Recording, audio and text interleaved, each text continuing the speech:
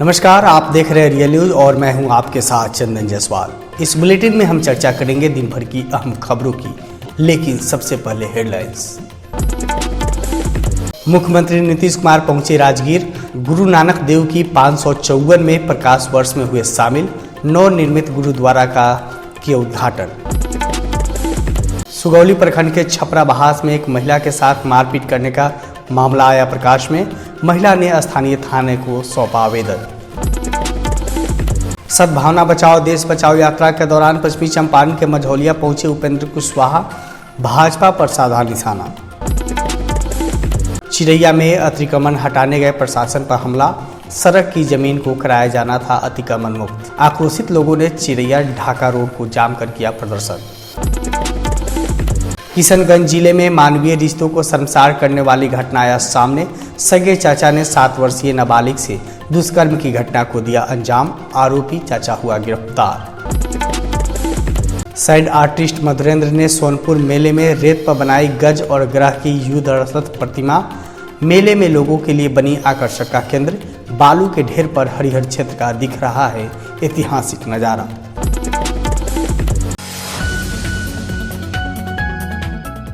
अब खबरें विस्तार से। अंतर्राष्ट्रीय पर्यटक स्थल राजगीर में गुरु नानक देव की 554वें प्रकाश पर्व के तीसरे दिन बिहार के मुख्यमंत्री नीतीश कुमार राजगीर पहुंचे, जहां उन्होंने गुरु नानक कुंड जाकर गुरु नानक देव के दरबार में मत्था टेका। इस अवसर पर उन्होंने नवनिर्मित गुरुद्वारा का उद्घाटन किया। इस मौके पर उन्होंने राजगीर में निर्माण कराए गए गुरुद्वारा के कार्यों की सराहना करते हुए कहा कि जो भी लोग पटना साहिब का दर्शन कर राजगीर आ रहे हैं, उनके आने जाने के साथ साथ सभी प्रकार की सुविधाएं मुहैया कराई गई है। उन्होंने राजगीर में पर्यटन के क्षेत्र में किए गए कार्यों के बारे में चर्चा की। उन्होंने राजगीर को सभी धर्मों का संगम बताया। उन्होंने खासकर गुरुद्वारा निर्माण के लिए महेंद्र सिंह को धन्यवाद दिया। उन्होंने राजगीर को एक पौराणिक स्थल बताते हुए गुरु नानक देव के इस गुरुकुंड की महत्ता के बारे में चर्चा की। उन्होंने कहा कि गुरु नानक देव देश के हर हिस्से में गए थे, उसी दौरान के राजगीर आए हुए थे। वे काफ़ी दिनों तक राजगीर में प्रवास किए। उन्होंने खासकर देश के कोने कोने से इस प्रकाश पर्व में भाग लेने आए सिख समुदाय के लोगों के प्रति आभार प्रकट किया।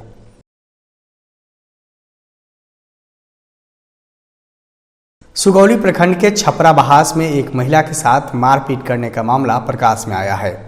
प्रखंड के छपरा बहास निवासी सुशीला देवी ने दिए आवेदन में बताया है कि मैं बगल में हो रहे छेका में गई थी और पड़ोसी के यहाँ टीवी देखी थी। इसी बीच मेरा पुत्र बलि रोते हुए आया और पलंग के नीचे छुप गया। तभी गांव के ही कुछ लोगों ने मारपीट किया। जब मैं उनसे पूछने गई क्या बात है, वे लोग गाली देते हुए मेरे साथ भी अभद्रता की और मुझे पिटाई की। मुझे बचाने के लिए मेरा पुत्र आया तो उसे भी मारपीट कर जख्मी कर दिए। शोरगुल सुन आसपास के लोग पहुंचे और जान बचाई। इस बाबत थानाध्यक्ष अखिलेश मिश्र ने कहा कि पुलिस मामले की जांच कर रही है। जदयू संसदीय बोर्ड के अध्यक्ष उपेंद्र कुशवाहा सद्भावना बचाओ देश बचाओ यात्रा के दौरान पश्चिमी चंपारण के मझौलिया पहुंचे। लाल सरैया में एक प्रेस वार्ता के दौरान पूर्व केंद्रीय मंत्री सह जदयू के संसदीय बोर्ड के राष्ट्रीय अध्यक्ष उपेंद्र कुशवाहा ने भाजपा पर प्रहार करते हुए कहा कि भारतीय जनता पार्टी वोटों के लिए समाज में नफरत फैलाने का काम करती है। आगे उन्होंने कहा कि नीतीश कुमार का प्रधानमंत्री बनाना समस्त बिहार वासियों के लिए गौरव की बात होगी। समस्त विपक्ष को राष्ट्रीय स्तर पर एक मंच पर लाने के लिए जदयू ने नीतीश कुमार को अधिकृत कर दिया है तथा प्रधानमंत्री का फैसला मिलकर तय कर लेंगे। इस प्रेस वार्ता के दौरान पूर्व लोकसभा प्रत्याशी ब्रजेश कुशवाहा, पूर्व विधायक प्रत्याशी नंद किशोर कुशवाहा, एमएलसी रामेश्वर महतो सहित अन्य नेता और समर्थक मौजूद थे। फल नहीं है। नौजवानों के रोजगार का सवाल हो, महंगाई को रोकने का मामला हो। अब लोकसभा चुनाव नजदीक आ रहा है, उनको लग रहा है कि जनता इन सवालों पर हमको घेरेगी और इन सवालों का उनके पास कोई जवाब है नहीं, लेकिन वोट भी चाहिए।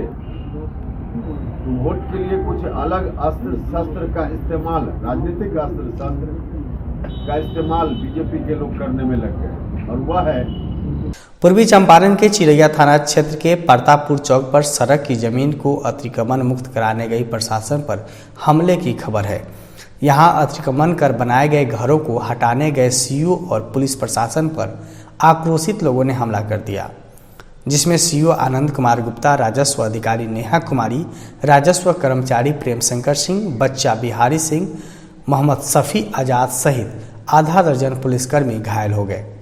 वहीं थानाध्यक्ष सुनील कुमार भी आंशिक रूप से चोटिल हो गए। सभी घायलों का इलाज अलग अलग जगहों पर हो रहा है। इतना ही नहीं, इसके बाद आक्रोशित ग्रामीणों ने टायर जलाकर ढाका मोतिहारी मुख्य पथ को प्रतापपुर चौक पर करीब 1 घंटे तक जाम कर दिया। बाद में ढाका पुलिस इंस्पेक्टर जयप्रकाश नारायण सिंह के नेतृत्व में पहुंची चिरैया शिकारगंज और ढाका थाना पुलिस ने सड़क जाम को हटवाया, तब जाकर यातायात बहाल हुआ।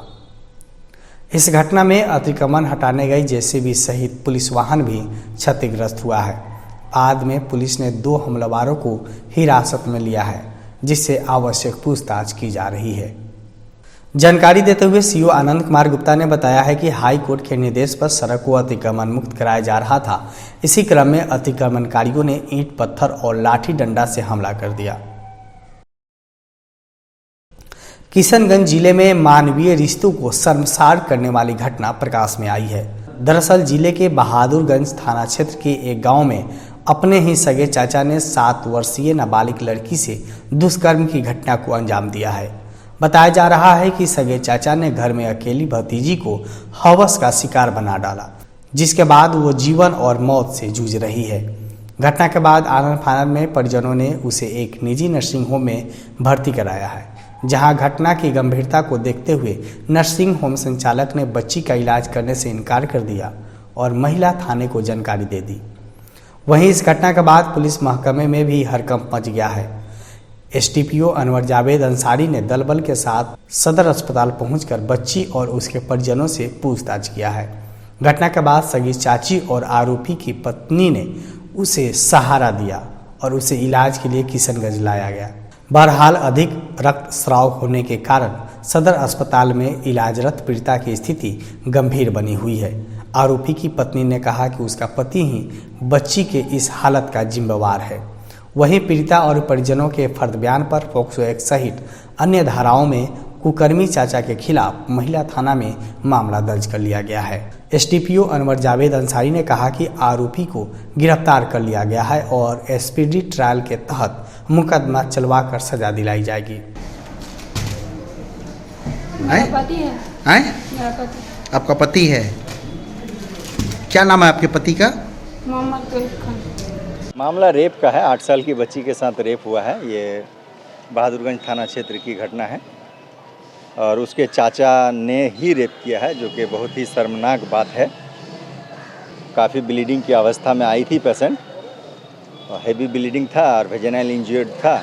तो उसको हमने प्रथम उपचारिक यही दिया कि 2 स्टिच किया, तब जाके ब्लीड बंद हुई। उसके बाद जो मेडिसिन चलना था चला और उसके जस्ट बाद थाना को खबर किया गया। उनके परिजन लाए थे, लड़की के दादाजी उनको लाए थे और रख के वो भाग गए हैं और प्रशासन भी काफ़ी एक्टिविटी दिखाया है। एक गिरफ्तारी भी हो चुकी है, मेन एक्यूज्ड गिरफ्तार हो चुका है। हरिहर क्षेत्र सोनपुर मेले में बिहार के पूर्वी चंपारण जिले के प्रख्यात सैड आर्टिस्ट मधुरेंद्र के द्वारा गरुड़ पर सवारी करते भगवान विष्णु के साथ गज और ग्राह की लड़ाई को बालू की रेत पर उकेरी गई है। इस कलाकृति को देखकर हर कोई मोहित हो रहा है। पूरे मेले में एक अलग ढंग का आकर्षक बना है। मधुरेंद्र ने 3 ट्रक बालू को व्यवस्थित कर उससे हरिहर क्षेत्र मेले के ऐतिहासिक और धार्मिक परिदृश्य को स्पष्ट रूप से दर्शाया है। बता दें कि मधुरेंद्र ने देश विदेश से मेला में आए पर्यटकों के स्वागत के लिए बनाया है। वर्ष 2019 में इंटरनेशनल सैड आर्टिस्ट फेस्टिवल के विजेता मधुरेंद्र सरकार के स्वच्छ सर्वेक्षण और चुनाव आयोग का ब्रांड एम्बेसडर भी रह चुके हैं। यहाँ के साधु गाछी, कालीघाट, हरिहरनाथ मंदिर, गंडक किनारे का मनोहर दृश्य, गजेंद्र मोक्ष धाम और अन्य आकर्षक स्थलों को चित्रित किया है। इसके अलावा मेला स्थल के इर्द गिर्द अवस्थित बाग बगीचे के साथ नदी की तस्वीर को बालू के ढेर पर देखने वालों को बनाया है।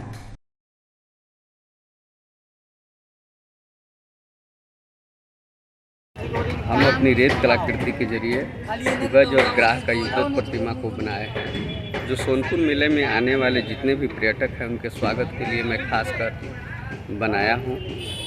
जो भी लोग आए और इनका दर्शन करें, भगवान विष्णु को गरुड़ पर सवारी करते हुए गजग्राह की लड़ाई की कलाकृति को हमने दिखाया है। मैं मधुरेंद्र कुमार, पूर्वी चंपारण, बिहार। इस बुलेटिन में मेरे साथ बस इतना ही। रियल न्यूज़ से जुड़े रहने के लिए आप हमें यूट्यूब, फेसबुक, ट्विटर, इंस्टाग्राम पर सब्सक्राइब, लाइक और फॉलो करें। ताज़ा अपडेट के लिए डाउनलोड करें रियल न्यूज़ का मोबाइल ऐप। नमस्कार। खबरों की फास्ट ट्रेन में हो जाइए सवार।